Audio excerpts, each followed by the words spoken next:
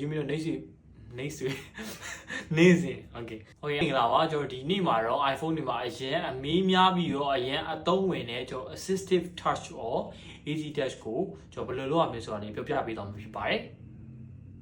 ဒီတော့ကကျွန်တော်အရင်ဆုံး setting နဲ့ဝင်မယ်ပြီးလို့ရှိရင်နည်းနည်းလေးဆွဲလိုက်ကျွန်တော် accessibility ဆိုတာရှိတယ်ပြီးလို့ရှိရင်အကောင်နှိပ်လိုက်ပြီး test ကိုထပ်ဝင်လိုက်ပါဆိုတော့အမှ assistant test ဆိုတာဟာတွေပေါ်လာလိမ့်မယ်အကောင်လေး online အဲဆိုတော့ရပြီဒါမှမဟုတ်ကိုကထပ်ပြီးတော့ကျွန်တော်ကွန့်ကျင်နေဆိုလို့ရှိရင်တော့ဒီ customize top level menu မှာကျွန်တော်ထပ်ထည့်လို့ရတယ်ဆိုတော့ကျွန်တော်ကတော့အသုံးများတဲ့ဒီ screenshot နဲ့ဒီ lock screen တွေထည့်ထားပြီးရပေါ့နော်ဒါမှမဟုတ်ကိုကဒါမှမဟုတ်သေးဘူးထပ်ပြီးလု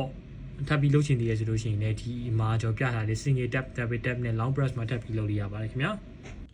okay ဆိုတော့ဒီဗီဒီယိုကိုကြည့်ပြီးတော့မိတ်ဆွေတို့ရဲ့နေ့စဉ်ဘဝမှာလည်းအသုံးဝင်လိမ့်မယ်တော့ကျွန်တော်မျှော်လင့်ပါတယ်ဆိုတော့နောက်ထပ်သိချင်တာရှိရဆိုလို့ရှိရင်လည်းကျွန်တော် comment တွေကမေးခဲ့ပြီးရပါတယ်ခင်ဗျာကျွန်တော်တို့ review ပါနောက်ဗီဒီယိုပဲနေကြပါမယ်